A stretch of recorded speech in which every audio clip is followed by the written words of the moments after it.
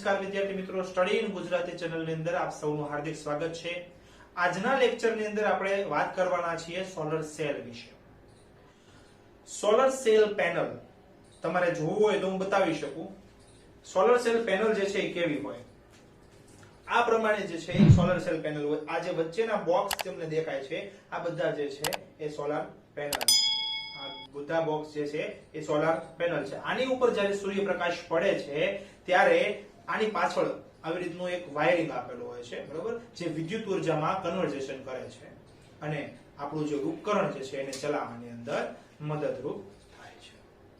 આ solar panel વિશે વાત કરીએ।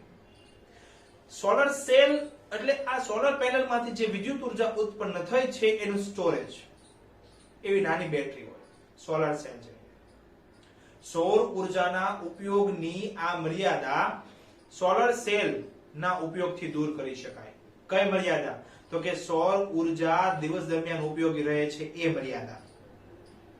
સૌર ઉર્જા જે છે એ માત્ર દિવસ દરમિયાન જ ઉપયોગી, કારણ કે સૂર્ય દિવસ દરમિયાન હોય, રાત્રિ દરમિયાન સૂર્ય દેખાતો નથી, તો એમાંથી ઉર્જા કઈ રીતે ઉત્પન્ન કરી શકીએ?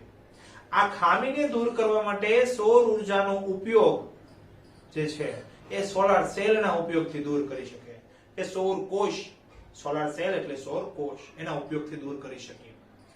સોલાર સેલ સૌર ઉર્જાનું વિદ્યુત ઉર્જાની અંદર રૂપાંતરણ કરે છે।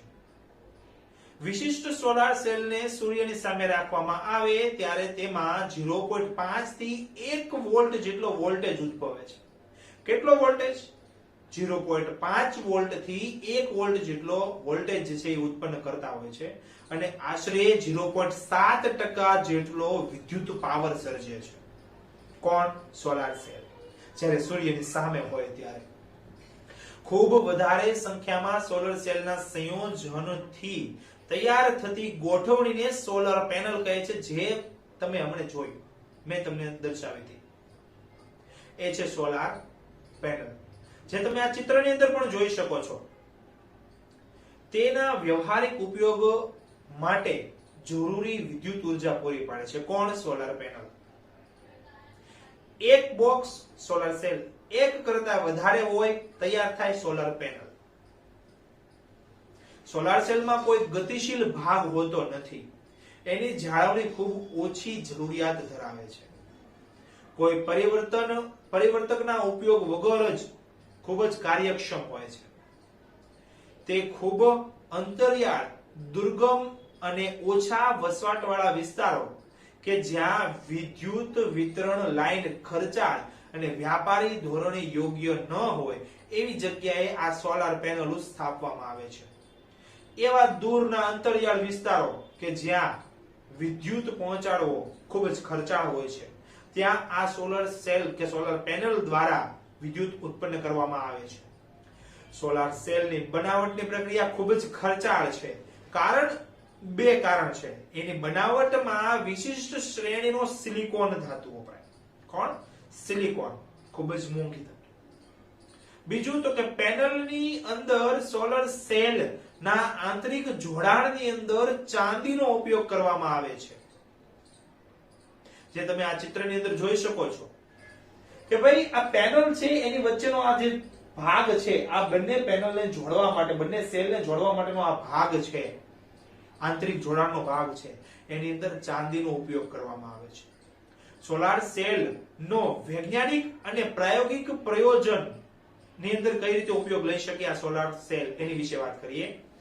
કૃત્રિમ સેટેલાઇટ, માર્સ ઓર્બિટર જેવા અવકાશી સાધનોની અંદર મુખ્ય ઉર્જા સ્ત્રોત તરીકે સોલાર સેલનો ઉપયોગ થાય। અંતરિયાળ વિસ્તારોમાં radio, wireless transmission, TV, relay સ્ટેશનો માટે સોલાર પેનલનો ઉપયોગ કરવામાં આવે છે।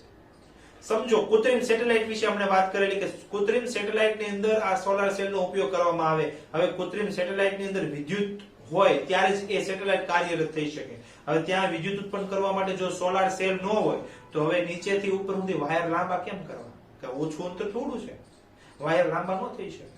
એની માટે કોઈ એક એવી વસ્તુની જરૂર હતી કે ત્યાં ને ત્યાં જ વિદ્યુત ઉત્પન્ન કરે અને ત્યાં જ ઉપયોગમાં લઈ શકે, એ ભાગ એટલે solar cell. Traffic signal, calculator અને ઘણા બધા રમકડા એની અંદર પણ આ સોલાર સેલનો ઉપયોગ થાય છે. આ સિવાય વિશિષ્ટ રીતે ડિઝાઇન કરેલી ઢળતી છત એટલે કે ઢોળાવવાળી છત એના ઉપર સોલાર પેનલને ગોઠવવામાં આવે છે અને વધારે ને વધારે સૌર ઉર્જા આપાત કરવા માટે એનો ઉપયોગ થઈ શકે છે. મિત્રો, ઘણા બધા મકાનો, ઘણા બધા ઘર એવા છે કે જે એની છત ઉપર આ સોલાર પેનલ જે છે એની ગોઠવણ કરે અને સરકારને સામેથી વિદ્યુત ઉર્જા પૂરી પાડે. એના ઘર પૂરતી તો વિદ્યુત ઉર્જા ઉત્પન્ન થાય જ છે. આની સિવાય બાકીનો જથ્થો જે છે એ સરકારને વહેંચે છે અને સરકાર એના યુનિટ ઉપર તમને પૈસા પણ આપે છે. આ રીતે વેપાર પણ તમે કરી શકો છો. ધન્યવાદ. નીચે મિત્રો ડિસ્ક્રિપ્શનની અંદર આ વિડિયો લેક્ચરની ક્વિઝ આપેલી છે. તમે એ લિંક ઉપર ક્લિક કરીને ક્વિઝ રમી શકો છો. મિત્રો, આ વિડિયો જો તમને ગમ્યો હોય તો લાઈક કરો, વધારેમાં વધારે શેર કરો અને ખાસ સબસ્ક્રાઇબ કરવાનું ભૂલશો નહીં. ધન્યવાદ.